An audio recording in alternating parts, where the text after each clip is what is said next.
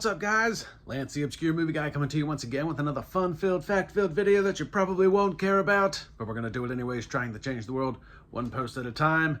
And once again, today's video is going to be in conjunction with Indie Horror Junkie, so be sure to go to IndieHorrorJunkie.com, check out all of their offerings. The Indie Horror Junkie magazine, issue number 14, is now available. $15 for print copy, $5 for downloadable PDF. You can order it today at IndieHorrorJunkie.com. They've also got their Indie Horror Junkie podcast that comes out every Wednesday, so be sure to tune into that on the YouTube channel.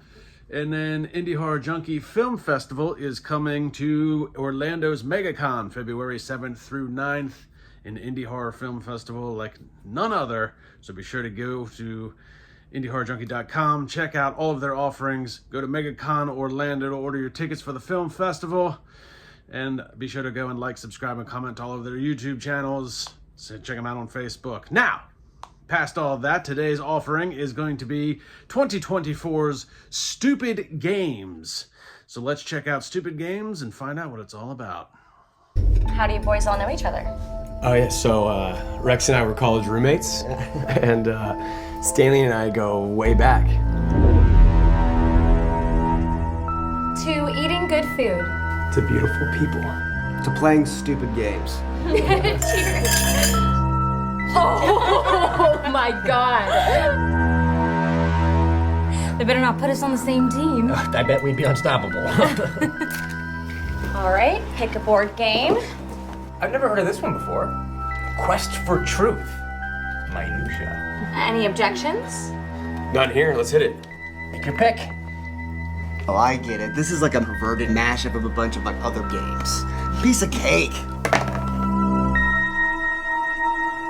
I've never seen that card in there before. It's almost like it knows. Go, man! Go ahead. Go, go. Jackson! You want to end up like him? We have to finish the game. Open the door!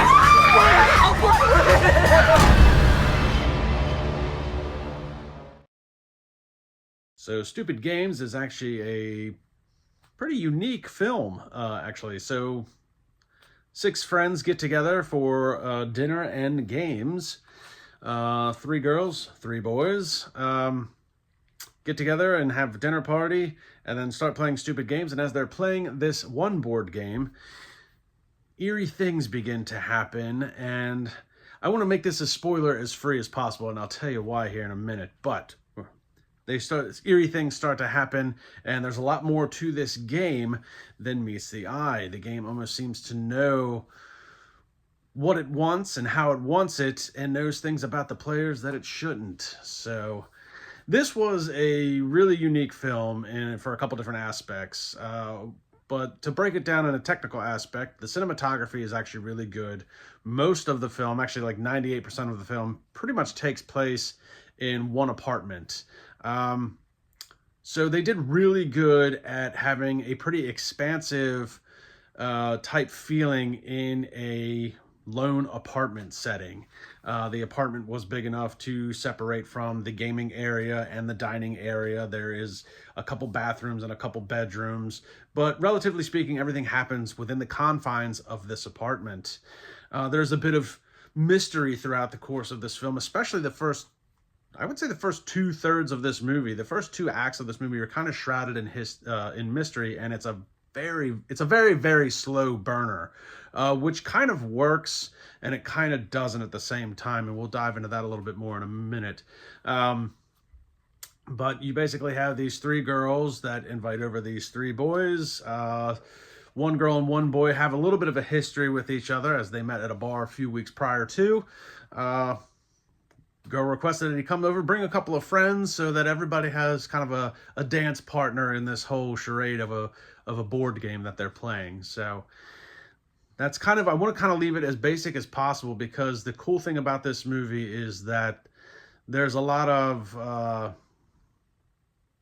naivety to it, because you as the audience don't really know what's going on for most of this film, and it kind of works in its favor. So what I mean by that is you as the audience member, you don't really know what's going on. Nothing is really revealed too early on in the movie, which leaves you asking a lot of questions that you hope to get, some sort of reveal on later in the film. So, and it kind of works because, you don't know if, you're going to be left asking, are the girls in on it? Did they plan it? What's going on in this apartment? Is it a ghost? Is it a demon? Is it a monster? What kind of board game is this? There's a lot of questions throughout the first 2/3 of this film, and when things start getting revealed, you're kind of like, oh, okay, this is cool. And it's a couple little surprises along the way as to the revelation of what's going on in this apartment while they're playing this game.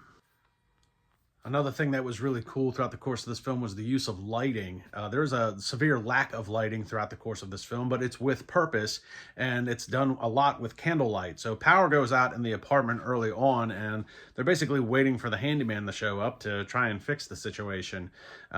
So there's a lot of low lighting areas, candle lit areas, and it works with the overall ambiance of the film because it does kind of give you a little bit more sense of, things are intensifying without this lighting. So that was a really cool aspect, along with the use of the cinematography. Actually worked pretty well to give it a type of suspense and tense type feeling throughout the course of the film. Another thing that worked well throughout the course of the film was the acting. The acting was actually pretty adequately done by all members involved. You basically have 3 girls, 3 boys in the mixed, and the acting was, nothing felt forced. They all had good screen chemistry, and I think it worked out pretty well. So, as far as the guys go, you've got Jackson, Rex, and Stanley. Jackson and Rex are friends. That's played by Sade Rolando and Gage Robinson. They both did a really good job being friends. Stanley was played by, I'm probably going to say this wrong, I think it was Grant Terzakis, I think is how you say his last name. He was actually my favorite character throughout the course of the film. But he was kind of picked up along the way. He's the handyman in the boys' apartment building.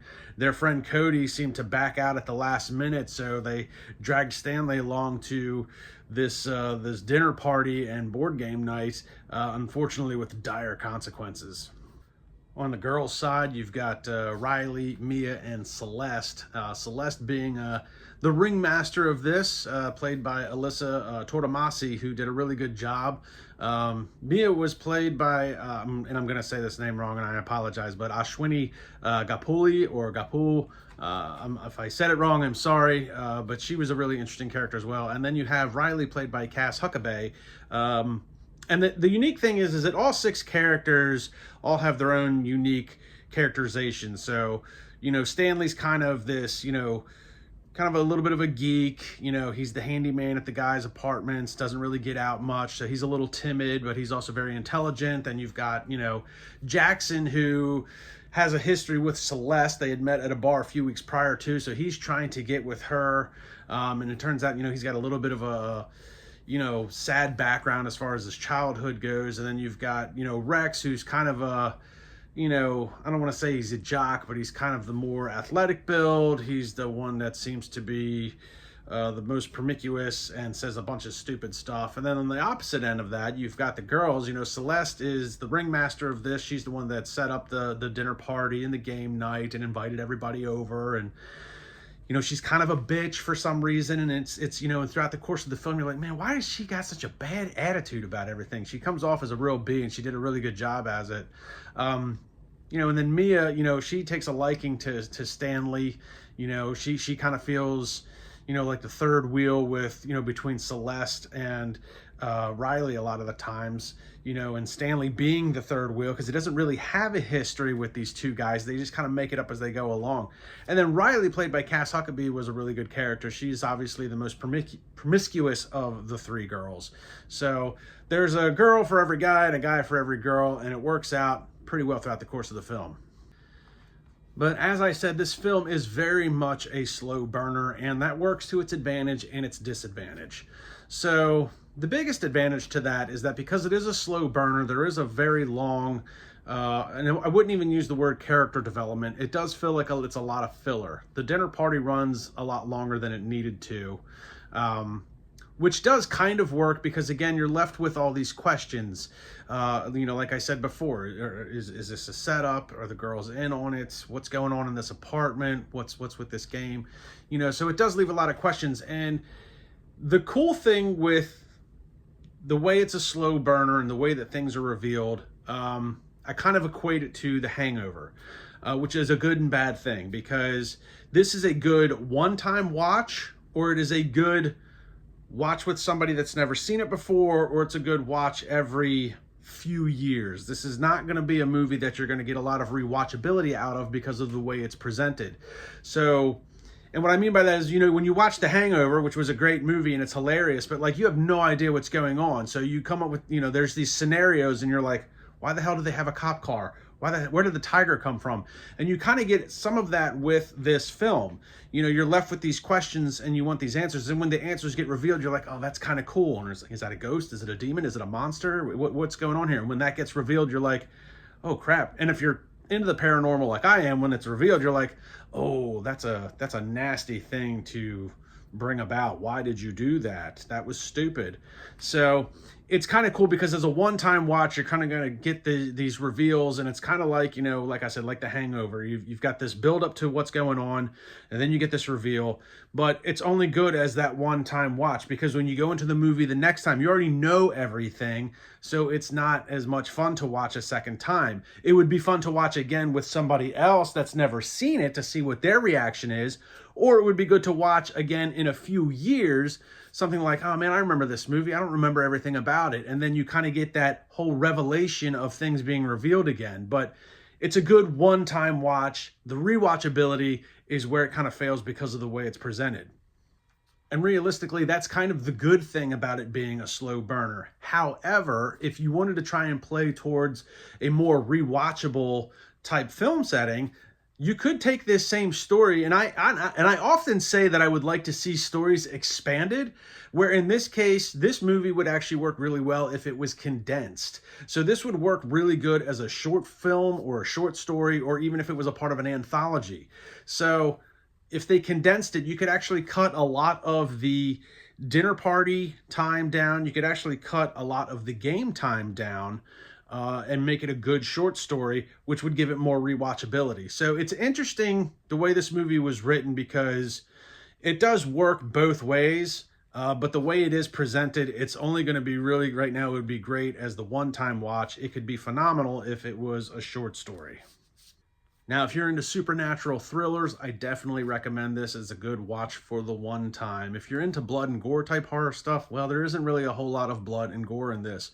But if you're into the supernatural thriller type stuff, a little shrouded with a little bit of mystery, this is a good watch. It's currently available on the CW app, and it's also available on Tubi, so you can go check it out today if you would like. I think the movie overall, not bad. 6 out of 10 if I had to say so. I wish it was a little bit more condensed, or if they maybe took a little bit of the dinner party out and maybe expanded on the game aspect of it.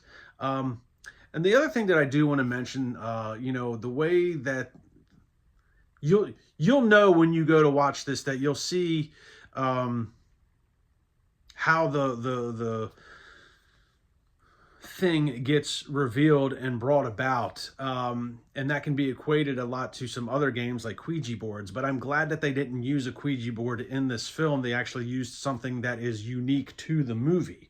So they actually made like this board game specifically for the movie. So, and it's kind of cool how they come about summoning this, being, if you will. So it was kind of cool how they did it, because you can relate it to like a Ouija board type thing, but they didn't use the Ouija board because, let's face it, that's a little bit played out.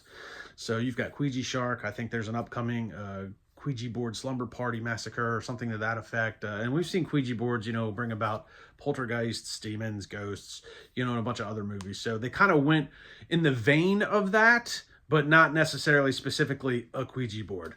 So that was pretty cool as well. So like I said, go check it out. Stupid Games. You play stupid games, you win stupid prizes, and everybody got a stupid prize at the end of this one. So check it out on the CW app. Go check it out on Tubi. Like, subscribe, and comment to my YouTube channel. Check me out on Facebook, and I'll see everybody in the next video.